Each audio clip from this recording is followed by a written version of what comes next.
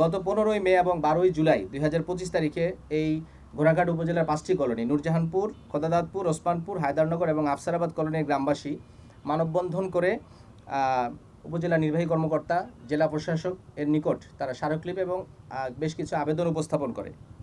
সেই আবেদনে তারা বেশ কিছু অভিযোগ উপস্থাপন করেছে, যে অভিযোগগুলো আসলে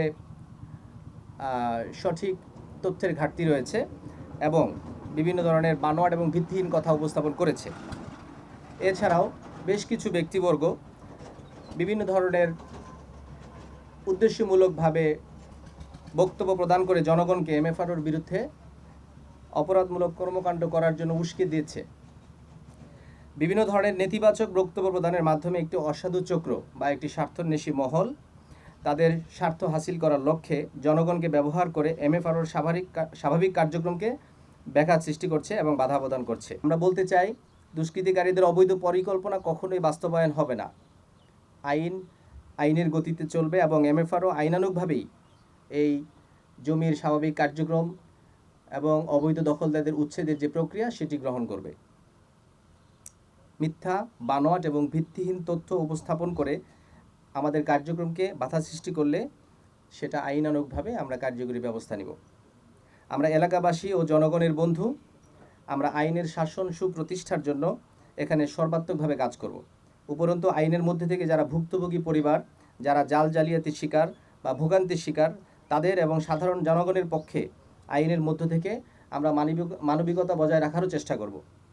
কিন্তু যারা অন্যায়ভাবে, অবৈধভাবে, ভিত্তিহীন এবং বানোয়াট মিথ্যা তথ্য উপস্থাপন করে আইনি প্রক্রিয়াকে ব্যাহত করার চেষ্টা করবে, তাদের বিরুদ্ধে আমরা আইনানুগভাবে কার্যকরী ব্যবস্থা নিব।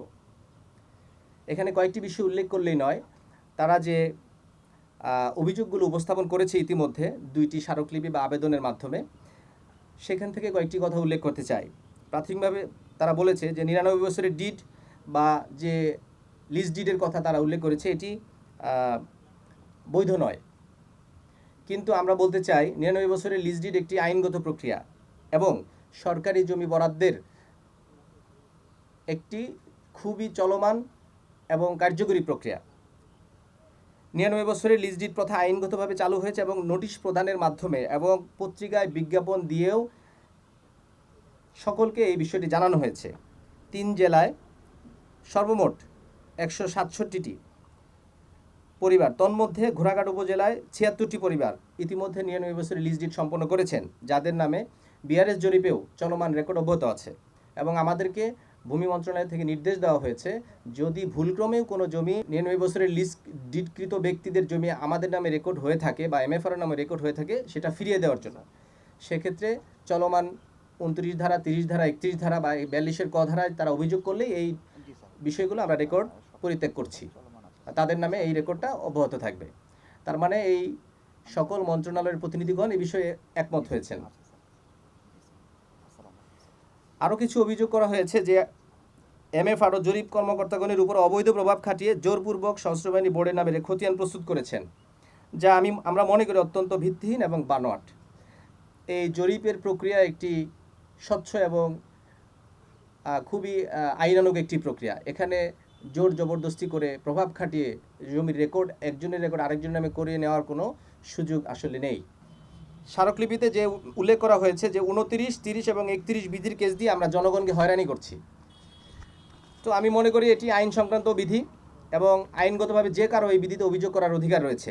অতএব এখানে জোর জবরদস্তি করার বা হয়রানি করার আসলে কোনো প্রশ্ন আসে না। এছাড়াও তারা অনেকেই অভিযোগ করেছেন যে বেআইনিভাবে আমরা ঘরবাড়ি নির্মাণ এবং সংস্কার কাজে বাধা প্রদান করছি বা জমি চাষে বাধা প্রদান করছি। এই বিষয়টিও আসলে ভিত্তিহীন এবং বানোয়াট।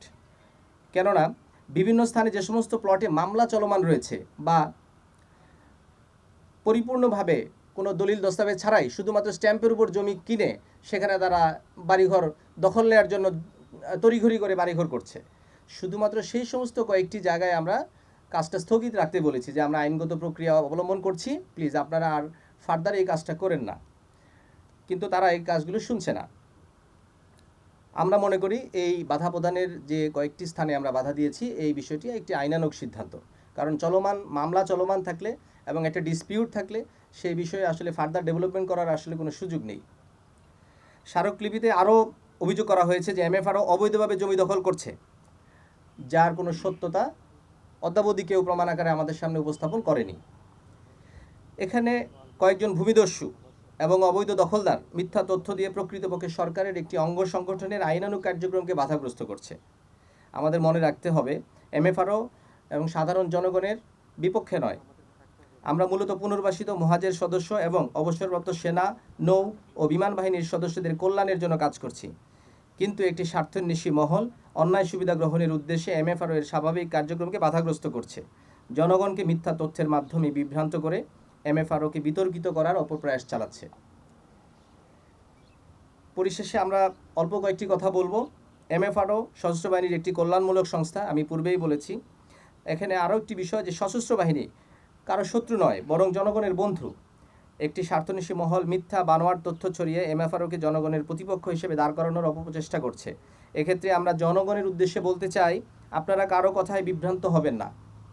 কলোনির জমি সংক্রান্ত সমস্যা নিরসন করবে আমাদের কাছে সঠিক তথ্য উপস্থাপন করুন এবং আইনানুগভাবে বিষয়টি সমাধান করার জন্য আমাদেরকে সহযোগিতা করুন। এমএফআরও স্থানীয় প্রশাসন ও আইন শৃঙ্খলা রক্ষাকারী বাহিনীর সাথে সমন্বয়পূর্বক তার কার্যক্রম পরিচালনা করছে এবং এক্ষেত্রে আমরা প্রশাসনের কাছ থেকে পরিপূর্ণ সহযোগিতা পাচ্ছি। এখানে উপজেলা নির্বাহী কর্মকর্তা আছেন, পুলিশের প্রতিনিধি আছেন, তারা সর্বোত্তমভাবে আমাদেরকে সবসময় সহযোগিতার হাত বাড়িয়ে যাচ্ছেন। আমরা আশা করব এই প্রশাসন এবং আইন শৃঙ্খলা রক্ষাকারী বাহিনী তাদের এই সহযোগিতা বজায় রাখবে এবং ভবিষ্যতে আরও গভীরভাবে তাদের সহযোগিতার হাত বাড়িয়ে দেবে।